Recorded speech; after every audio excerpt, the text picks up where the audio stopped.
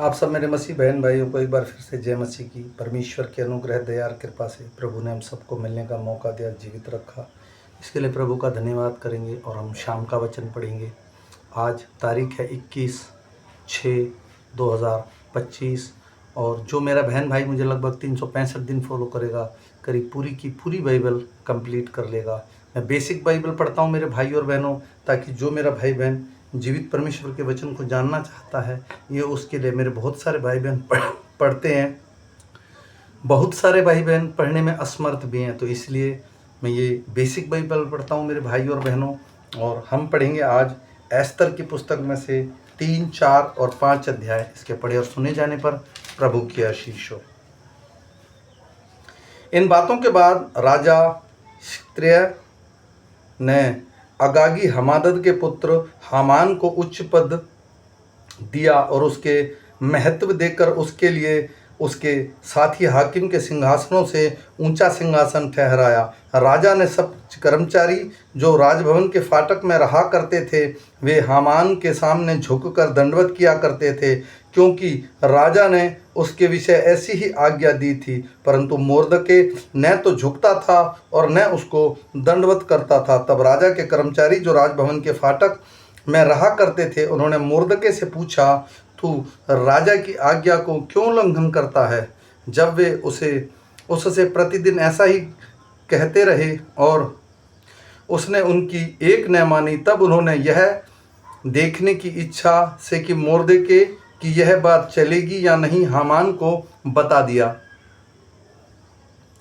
उसने उसको बता दिया था कि मैं यहूदी हूँ। जब हामान ने देखा कि मोर्दके नहीं झुकता और ना मुझको दंडवत करता है, तब हामान बहुत ही क्रोधित हुआ और उसने केवल मोर्दके पर हाथ उठाना अपनी मर्यादा से कम जाना, क्योंकि उन्होंने हामान को यह बता दिया था कि मोर्दके किस जाति का है। इसलिए हामान ने श्रेष्य के साम्राज्य में रहने वाले सारे यहूदियों को भी मोर्दके की जाति जानकर नष्ट कर डालने की युक्ति निकाली।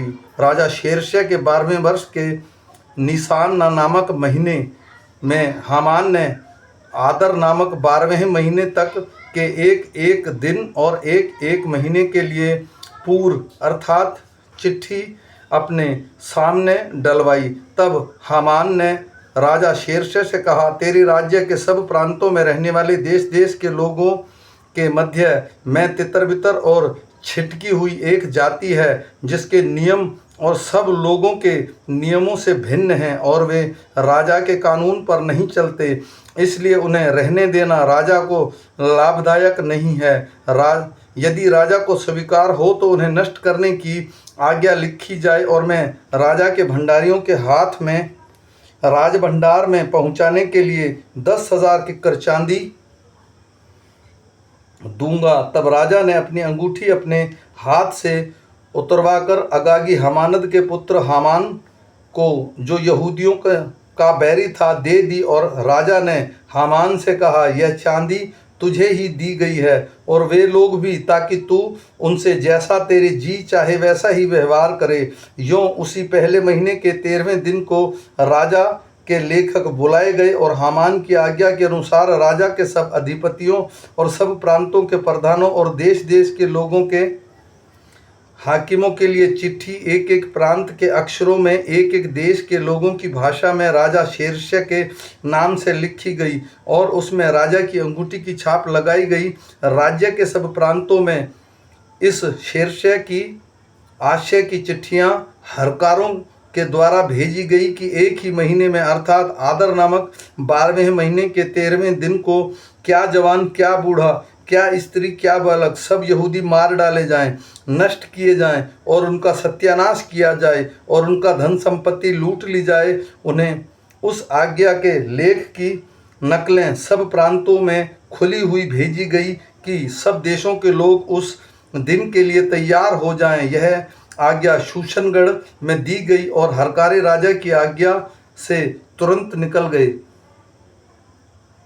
राजा और हामान को दांत मधु पीने बैठ गए, परंतु शूशन नगर में घबराहट फैल गई। जब मोर्दके ने जान लिया कि क्या क्या किया गया है, तब मोर्दके वस्त्र फाड़ टाट पहने हुए राख डालकर नगर के मध्य जाकर ऊंचे और दुख भरे शब्दों से चिल्लाने लगा, और वह राजभवन के फाटक के पास पहुंचा। तब टाट पहने हुए राजभवन के फाटक के भीतर तो किसी के जाने की आज्ञा न थी। एक एक प्रांत में जहाँ जहाँ राजा की आज्ञा और नियम पहुँचा, वहाँ वहाँ यहूदी बड़ा विलाप करने और उपवास करने और रोने पीटने लगे, वरन बहुतेरे टाट पहने हुए राख डाले हुए पड़े रहे। एस्तर रानी की सहेलियों और खोजों ने जाकर उसको बता दिया कि रानी शोक से भर गई, और मोर्दके के पास वस्त्र भेजकर यह कहलावा कि टाट उतारकर इसे पहन ले, परंतु उसने उन्हें न लिया। तब एस्तर ने राजा के खोजों से हताक, जो उसके राजा के पास ठहरने को ठहराया था, बुलवाकर आज्ञा दी कि मोर्दके के पास जाकर मालूम करे कि क्या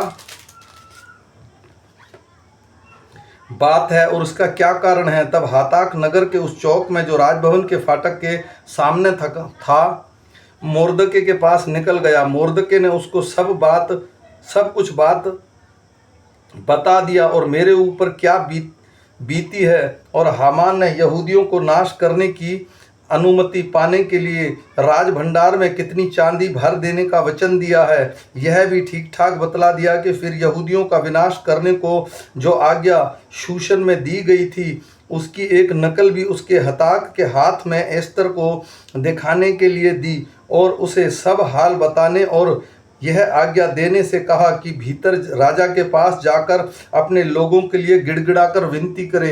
तब हताक ने एस्तर के पास जाकर मोर्दके की बातें कह सुनाई। तब एस्तर ने हताक को मोर्दके से यह कहने की आज्ञा दी, राजा के सब कर्मचारियों वरन राजा के प्रांतों के सब लोगों को भी मालूम है कि क्या पुरुष क्या स्त्री कोई क्यों न हो जो बिना आज्ञा पाए भीतर आंगन में राजा के पास जाए, उसे मार डालने की आज्ञा है। केवल जिसकी ओर राजा सोने का राजदंड बढ़ाए वही बचता है, परंतु मैं अब 30 दिन से राजा के पास नहीं बुलाई गई हूँ। एस्तर की ये बातें मोर्दके को सुनाई गई। तब मोर्दके ने एस्तर के पास यह कहलावा भेजा, तू मन ही मन क्या विचार न कर कि मैं भी राजभवन में रहने के लिए और सब यहूदियों में से बची रहूंगी, क्योंकि तू इस समय चुपचाप रहे तो और किसी न किसी उपाय से यहूदियों का छुटकारा और उद्धार हो जाएगा, परंतु तू अपने पिता के घराने समेत नष्ट होगी। क्या जाने तुझे ऐसी ही कठिन समय के लिए राजपथ मिल गया हो। तब एस्तर ने मोर्दके के पास यह कहलावा भेजा, तू जाकर शूशन के सब यहूदियों को इकट्ठा कर और तुम सब मिलकर मेरे निमित्त उपवास करो। 3 दिन और 3 रात तो कुछ न खाओ और न कुछ पियो। मैं भी अपनी सहेलियों सहित उस रीति उपवास करूंगी, और ऐसी ही दशा में मैं नियम के विरुद्ध राजा के पास भीतर जाऊंगी, और यदि नष्ट हो गई तो हो गई। तब मोर्दके चला गया और एस्तर की आज्ञा के अनुसार उसने किया। तीसरे दिन एस्तर अपने राजकीय वस्त्र पहनकर राजभवन के भीतर आंगन में जाकर राजभवन के सामने खड़ी हो गई। राजा राजभवन में राजगद्दी पर भवन के द्वार के सामने विराजमान था, और जब राजा ने एस्तर रानी को आंगन में खड़ी हुई देखा, तब उसने प्रसन्न होकर सोने का राजदंड जो उसके हाथ में था उसकी ओर बढ़ाया।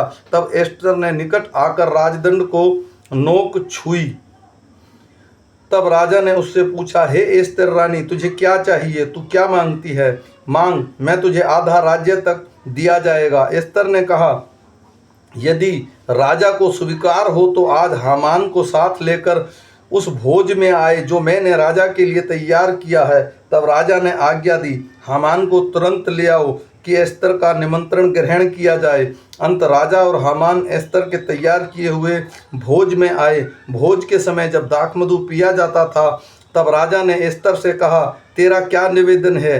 क्या पूरा किया जाए? तू क्या मांगती है? मांग, मैं आधा राज्य तक तुझे दिया जाएगा। एस्तर ने उत्तर दिया, मेरा निवेदन और जो मैं मांगती हूँ वह यह है कि यदि राजा मुझ पर प्रसन्न और मेरा निवेदन सुनना और मेरा वरदान मैं मांगूँ वही देने राजा को स्वीकार हो तो राजा और हामान कल उस भोज में आए जिसे मैं उनके लिए करूंगी, और कल मैं राजा के इस वचन के अनुसार करूंगी। उस दिन हामान आनंदित और मन में मगन प्रसन्न होकर बाहर गया, परंतु जब उसने मोर्दके को राजभवन के फाटक में देखा तब वह उसके सामने न तो खड़ा हुआ और न हटा। तब वह मोर्दके के विरुद्ध क्रोध से भर गया, तो भी वह अपने को रोककर अपने घर गया और अपने मित्रों और अपनी स्त्री जेरेश को बुलवा भेजा। तब हामान ने उनसे अपने धन का वैभव और अपने बाल बच्चों की बढ़ती और राजा के उसके कैसे कैसे बढ़ाया और अन्य सब हाकिमों और